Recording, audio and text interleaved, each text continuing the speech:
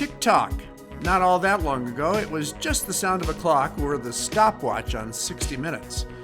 Today, TikTok is a powerful social media platform that highlights everything from fun dancing to plastic surgery.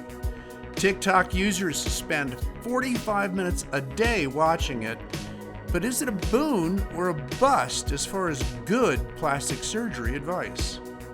I'm not a big fan. They have some of these new apps and the such that really sort of get beauty scores and or the ability to morph all of your pictures into something, another beautiful version of you.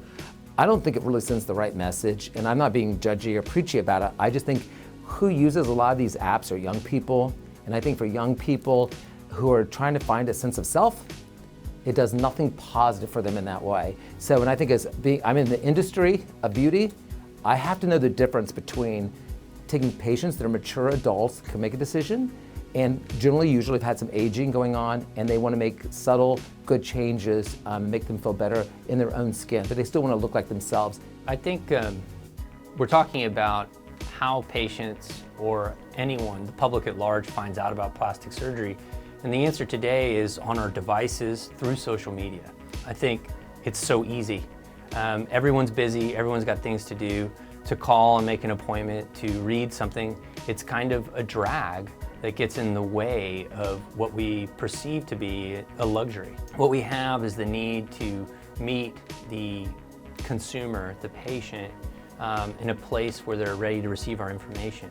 And they're only going to give us so much of their attention. So we reach to try and get complicated information out quickly, sometimes in outlandish ways that don't reflect the true seriousness of the procedure, what might need to be considered as one approaches a procedure, and what makes it safe or unsafe. So there's information that goes into all of that that cannot be delivered in 10 seconds, 15 seconds, or less than a minute. It's horrible for the especially in the most vulnerable minds who are looking for those cues as to where they fit into society, right? How they're gonna fit.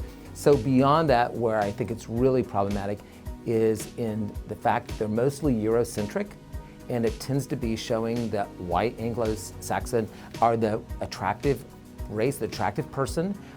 So if you're a young black girl or Asian girl or boy, where do you fit into that? Where do you fit into the world?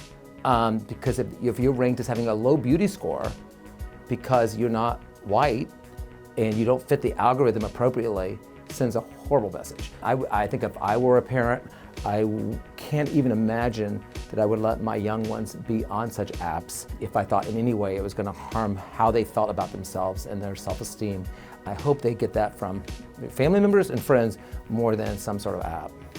It is, I think, good to capture the feeling of successful procedures, successful outcomes, and share that component of it, rather than glorify the person performing the procedure by wearing fake robes or crowns as they walk into their office. You know, I think it's okay to use that kind of modality to reflect and show your personality, as long as it's clear that it's that you're playing with your office, but you're not actually doing it on a patient.